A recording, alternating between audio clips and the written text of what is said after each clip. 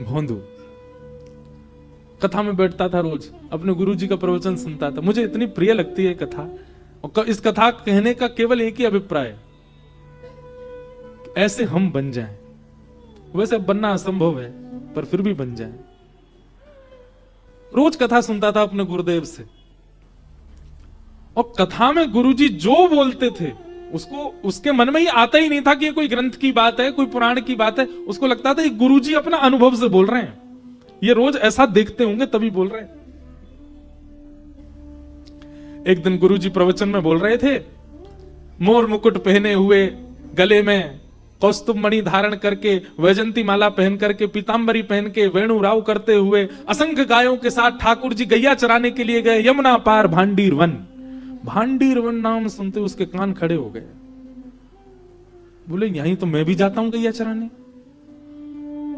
मैं भी तो गौशाला की गैया लेके भांडीर वन जाता हूं, और गुरु जी कह रहे हैं ठाकुर जी गैया चराने भांडीर वन जाते हैं। मुझे तो मिले नहीं कभी वहां पे। अब वो इतने ध्यान से सुनने लगा कि मेरी कोई अयोग्यता है, मैं भी पागल हूं, इसीलिए तो भोंदू बोलते हैं सब। भांडीर वन इतने सालों से जा रहा हूं, कभी ठाकुर जी देखे ही नहीं मैंने। देखे होंगे पर मैं ही मूर्ख हूं, देख ही नहीं पाया उनको। गुरु जी से अच्छे से सुन लेता हूं, उनके रूप आदि का वर्णन सुन लूंगा, कल मिलेंगे तो शायद मिलने हम। गुरु जी बता रहे, बरहा पीडम नटवर वपु कर्णयो कर्णकारम् विभ्रदवासः कनक कपिसं वैजयन्तीं च मालाम् रन्ध्रान् वेणो अधर सुधया पूरयन् गोपवृन्दै वृन्दारण्यं स्वपदरमणम् प्राविशद गीत कीर्ति। ठाकुर जी वर्णन कर रहे हैं, गुरु जी वर्णन कर रहे हैं।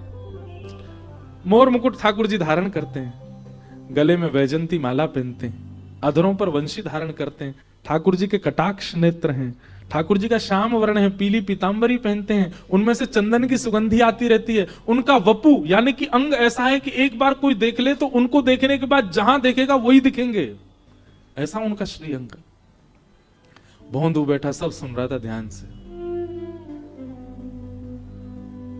रात भर नहीं सोया। अरे भोंदू पागल, इतने दिन से जा रहा है भांडीर वन, तेने भगवान देखे ही नहीं, कल देखेंगे। दूसरे दिन गायों की सेवा करके और सब गायों को खोल करके भांडीर वन गया। और दिन तो जाके वृक्ष के नीचे लेट जाता था, लेकिन आज लेटा नहीं, गैया चल रही हैं और भांडीर वन के प्रत्येक कुंज में, प्रत्येक कलियों में, प्रत्येक सघन भाव में जाकर के ढूंढ रहा है ठाकुर जी कहां है। नासिका से सूंघने का प्रयास करता है कि चंदन की सुगंधी आ जाए। गुरुजी बता रहे थे उनके अंग से आती है। अपने नेत्रों से गौर से पृथ्वी को देख रहा है कि कहीं चरण चिन्ह मिल जाए। मैंने सुना है ठाकुर गुरुजी बताते हैं उनके चरणों में विविध विविध चिन्ह हैं। कान केंद्र में लगाकर के वेणु रव सुनने का प्रयास करता है। एक प्रकार से पंच इंद्रियों को लगा दिया कृष्ण ढूंढने में। यही तो गोपी करती है, नेत्र खोजें, कान सुने, सब जगह ढूंढा। शाम हो गई, वापस जाने का समय आ गया, उदास हो गया भोंदू, ठाकुर जी मिले नहीं। एक दिन में थोड़ी मिलेंगे, इतने साल हो गए, मैंने प्रयास ही नहीं किया, कुछ दिन प्रयास करूंगा मिल जाएंगे। अब तो वो हर दिन जाता और ठाकुर जी को खोजे।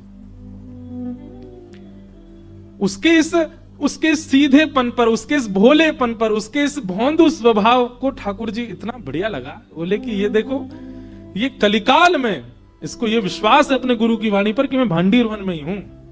ढूंढ रहा है और ढूंढते ढूंढते तभी क्या देखता है, असंख्य गायों का समूह सामने से आ रहा है।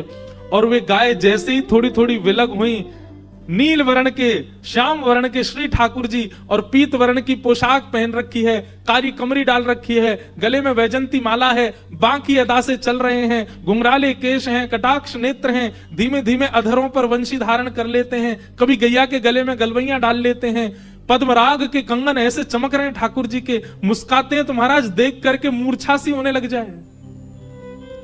ठाकुर जी चल करके भोंदू की ओर आ रहे हैं। भोंदू ने कहा, ये कैसे पता करूं कि ये ठाकुर जी हैं? बोले गुरुजी बोले थे कि उनको देखने के बाद जहां देखोगे वही दिखेंगे। तो उनको देखने के बाद उल्टा हो गया, पीछे देखने लगा तो वहां भी वही दिखने लगे, वृक्षों में देखा तो वहीं भी वही दिखने लगे, यमुना जी में देखा तो वहां भी। समझ गया, बोले यही श्री कृष्ण है। चरणों में गिर गया, उठ करके बार बार बलैया ले ठाकुर जी की, उनके मुखमंडल को देखे, उनके चरणों को देखे। ठाकुर जी गए, अरे लाला कहा नाम है तेरो? भोंदू बोलो मेरो नाम भोंदू है। अब भोंदू नाम सुनते ही ठाकुर जी को तो ऐसी हंसी आई, ऐसी हंसी आई, ठाकुर जी बैठ गए वहीं पे और पेट पे हाथ धर के हंसे। और फिर अरे फिरते बताइयो कहा नाम है तेरो? बोले भोंदू। और भोंदू सुन के ठाकुर जी फिर हंसे। और महाराज हंसते हंसते ठाकुर जी ने उसको हृदय से लगा लिया। अब ठाकुर जी ने तो सहज ही हृदय से लगाया, स्पर्श पाते ही भोंदू के रोम रोम रोम रोम आनंदित हो गए, नेत्रों से अविरल अश्रुधार गिरने लगे। ठाकुर जी के अंग की श्री कांति की सुगंधी लेकर के भोंदू विचलित सा हो गया। थोड़ी देर के लिए उसको पता नहीं चले मैं क्या, कहां हूं, कौन हूं, क्या हूं, सुध-बुध सब खो गया। ठाकुर जी उसकी थोड़ी पकड़े, उसके गाल पकड़े, उसके सिर पे हाथ फेरे, बोले भैया तेरा नाम में बहुत जोर का लगो, एक काम कर तू मेरा मित्र बन जा। भोंदू बोले मैं योग्य हूं, मैं अधिकारी हूं इतना? अरे अधिकारी तेरे चाहे इतना होगा, मैं जाकू चाहूंगा वो मेरा अधिकारी बन जाएगा, तू मेरा अधिकारी है, चल तू मेरा मित्र है आज ते। बहुत खुश हो गया भोंदू। भोंदू बिल्कुल भी लाग लपेट कुछ नहीं, वो बहुत सहज है क्योंकि उसको आता ही नहीं है। ठाकुर जी के बगल में अपनी स्वापी बिछा दी, बोले बैठ जाओ यहाँ पे। ठाकुर जी बैठ गए। ठाकुर जी बोले अरे कछु भोजन पानी की व्यवस्था है तो पे कि ना है? भोंदू बोलो हाँ 2 टिक्कर लाया हूं गुड़ के संग खावे। ठाकुर जी जल्दी खोल।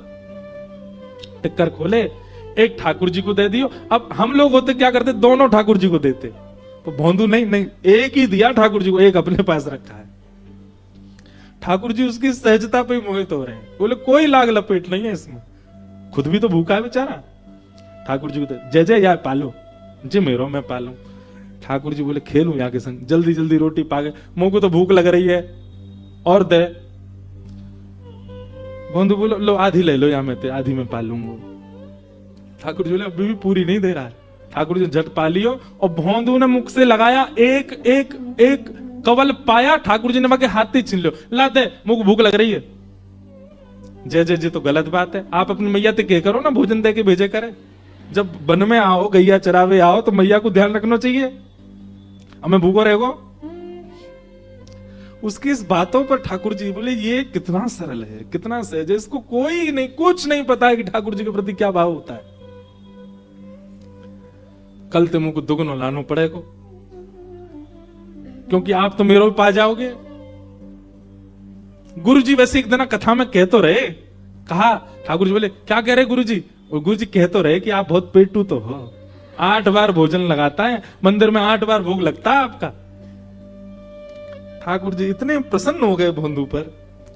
और जगह तो व्यक्ति पूछता है कि ठाकुर जी के दर्शन कब होंगे, पर आज ठाकुर जी कह रहे हैं भोंदू कल कब आवेगा तू? मैं तो जैसे सूर्य ऊपर आ जाए बिल्कुल वही समय आ जाऊं। प्राचीन काल में घड़ी तो होती नहीं, तो सूर्य की छांव से लोग समय बताते थे। मेरी छांव या तरफ पड़ेगी वहां समय आऊंगा, मेरी छांव पीछे को पड़ेगी वहां समय आऊंगा, मेरी छांव नहीं दिखेगी या मतलब ठीक 12 बजे सूर्य ऊपर हो वही समय आऊं जय मैं। ठाकुर जी बोले ठीक है। भोंदू चलोगे हो। दूसरे दिन पूरी रसोई की सामग्री इकट्ठी करने लगा। बोले भूखो छोड़ दें, कल भी भूखे ही रह गए, या को मतलब उनकी खुराक ज्यादा, मैं तो अपनी 2 रोटी को कोटा ले चलूं, उनके पास दुगनो ले जाऊंगा। किसी ने कहा भोंदू इतने वर्षन थे तो तू सहज ही जातो, अब इतने सामग्री क्यों लेके जा रहा है? भोंदू के मुख से निकला ठाकुर जी आमे वहां पे, उन्हें भूख लगे, यशोदा मैया के जो धर के ही ना भेजे, कल मेरी रोटी खा के मौतें छीन के खा गए मेरे थे, भूखो ही रह गो, मैं यहाँ ले जा रहा हूं। अच्छा अब ये बात ऐसी है कि भोंदू झूठ नहीं बोलता। झूठ बोलना भी चतुर व्यक्ति को ही आता है, सीधे व्यक्तियों को झूठ बोलना नहीं आता। छोटे छोटे बच्चे होते हैं ना, वो जब तक उनमें चतुराई नहीं आती वो झूठ बोलना नहीं आता उनको, सत्य बोलते हैं। उनको झूठ बोलना हम सिखाते हैं, उनको चतुर बनना हम सिखाते हैं। भोंदू बोला ठाकुर जी आते हैं ना ये बात जैसे ही गुरुदेव को पता चली, ये बात इतनी बड़ी क्यों हो गई? क्योंकि भोंदू से झूठ बोलना नहीं आता है। गुरुदेव गए भोंदू के पास। भोंदू कौन आते हैं? गुरुदेव आप जिनकी कथा सुनाते हैं ना, वही आते हैं। ऐसा मुकुट पहन के आते हैं गुरुजी। आपने कहा था ना, कर्णयो कर्णकारम, कान दो हैं, कुंडल एक ही पहनते हैं। आए थे, एक ही कुंडल पहन के आते हैं। वही जयंतीम चमाला। और गुरुजी मैं कहा बताऊं, उनने जादना मुंह को अपने अंग से लगायो। वादना तो गुरुजी जन पता नहीं, ऐसा लगे कि धरती है ही नहीं, मैं आकाश में उड़ रहा हूं। उनके तन की सुगंधी गुरुजी ऐसी, उनको स्पर्श ऐसा, ये जो जो लक्षण भोंदू बता रहा था, सामने बैठे गुरुदेव के नेत्र बंद हो गए। बोले कि इसको भगवत दर्शन हो चुका है। गुरुजी बोले तूने कितने दिन से मिल रहा है ठाकुर जी से? बोले 4 दिन हो गए। तूने पहले क्यों नहीं बताया? भोंदू बोलो मुझे लगी आप सब तो इतने वर्षन से मिल ही रहे हो उनते, मैं ही अभी पहली बार मिलूं। गुरुजी आप इतनी अच्छी कथा सुनाते हैं, आपने देखे होंगे तभी तो सुनाते हैं। ये सब विद्यार्थी जो यहाँ इतने विद्वान हैं, इन सबके गले में आप हाथ रखते हो, इनके सिर पे आप हाथ रखते हो। ये सब इतने श्रेष्ठ हैं क्योंकि सबने दर्शन किए होंगे। मैं ही एक अभागो मो इतने दिनों बाद भाई। गुरुदेव समझ गए। बोले इसका भोलापन है, इसकी जो सहजता है, सरलता है, यही ठाकुर जी को भा गई है। गुरुदेव बोले भोंदू तू वन में जा, एक काम करेगा? बोले गुरुदेव आज्ञा करो। जो ठाकुर जी को यहां लिया यो आश्रम।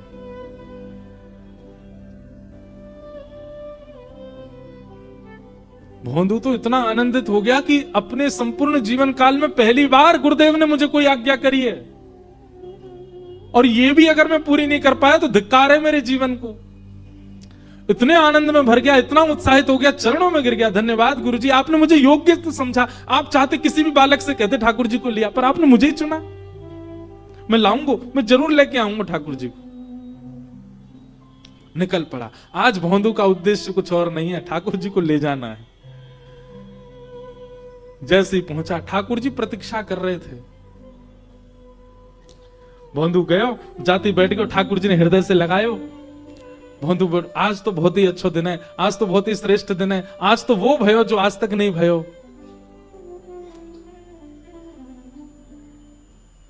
ठाकुर जी बोले सब बात बाद में करेंगे, पहले रोटी खोल। भोंदू ने रोटी खोल दी।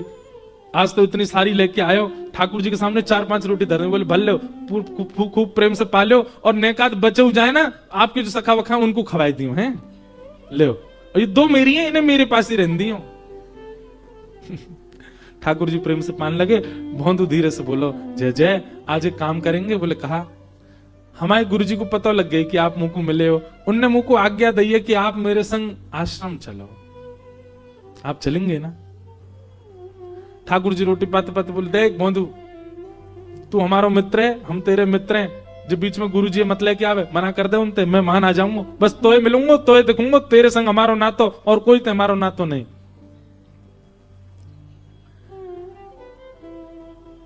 भोंदू बोला ऐसे मत करो, आप मुकु गुरुदेव की कृपाती मिले हो, उनने नहीं बताया हो तो आपके बारे में कैसे मिलते आप मुकु? जिन गुरुजी ने आपसे मिलवाया हो उनसे मिलवे के काज ऐसे मना मत करो जय जय। ठाकुर जी बोले देख तू जो कहेगा सब मंजूर है, पर गुरुदेव के पास हम नहीं जाएंगे। भोंदू बोलो नहीं जाओगे? ठाकुर जी नहीं जाएंगे। अंतिम बार पूछ रहा हूं, नहीं जाओगे? ठाकुर जी बोले नहीं जाएंगे। तो सामने जो 2-3 रोटी बची, भोंदू ने वो उठा ली। जो गुरु जी के यहाँ की ना मत खाओ, हमारे गुरु जी तो इतना ही बह रहे आपको, इनको मत खाओ। ठाकुर जी बोले तो जे कौन सी बात है भैया, उन्हें खान दे ना। ना जो गुरु जी घर की है ना, कब खाओगे?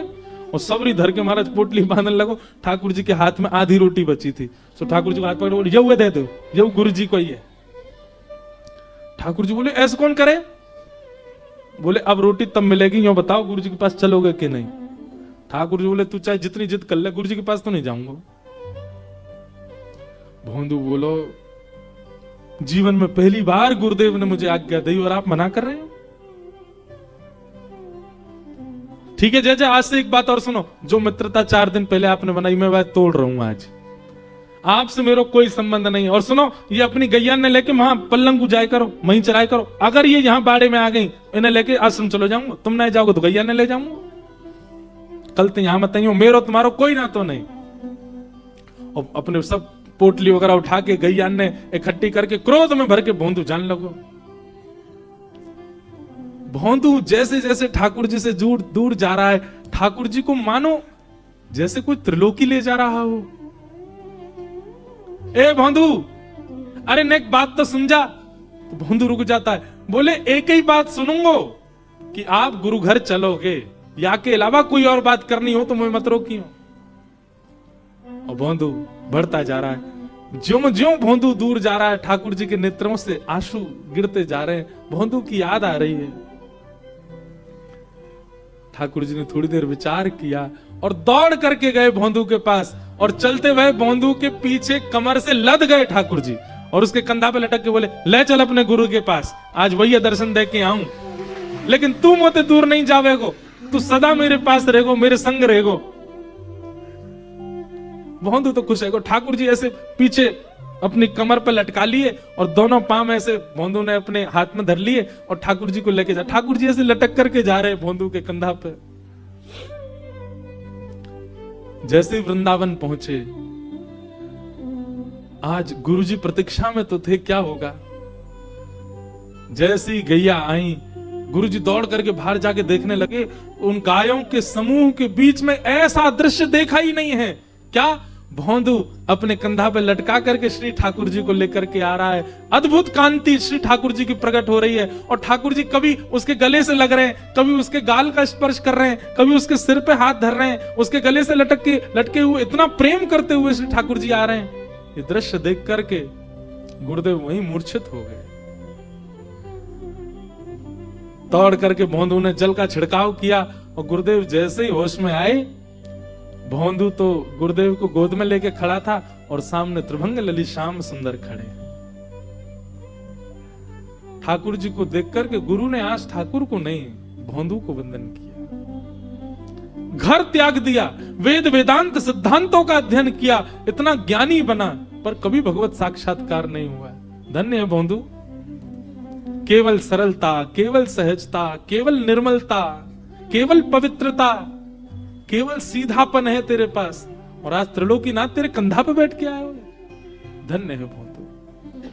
ऐसा कहते ही ठाकुर जी ने दर्शन दिए, और ठाकुर जी बोले, देखिए अब आपको तो बहुत जीवों का कल्याण करना है, आप गुरु हैं, पर भोंदू को हम ले जा रहे हैं, अब ये हमारे संग रहेगा। और ऐसा कहते ही ठाकुर जी ने भोंदू के गले में गलवैयां डाली, और देखते ही देखते गुरु के सामने से भोंदू को लेकर के ठाकुर जी वहां से अंतर ध्यान हो गए। भक्त वत्सल भगवान की